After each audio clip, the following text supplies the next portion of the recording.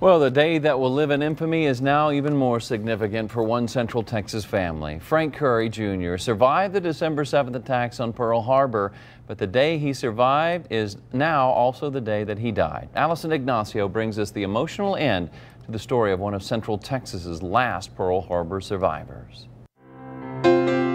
December 7th has always held a special place in the Curre family's hearts. This day was, his special day. Their father, grandfather, and now great-grandfather, Sergeant First Class Frank Curre Jr., was only 17 when he witnessed the Japanese surprise attack on Pearl Harbor. I never seen him cry until he talked about what happened over at Pearl Harbor. A date which will live in infamy. He would tell us it was tattooed on his soul, and those were things he would never forget. 2,400 Americans died that day.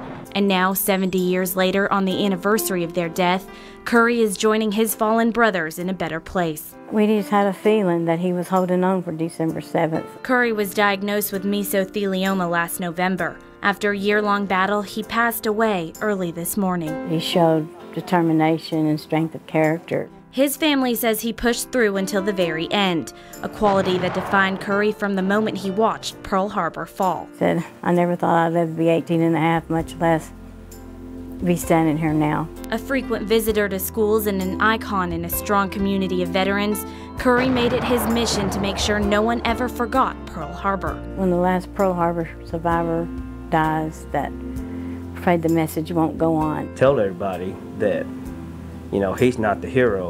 The ones are the heroes, ones didn't make it back. Always remembering the ones who stood beside him in tragedy and who made the ultimate sacrifice. He loved his friends and he loved his family. And most of all, he loved his country.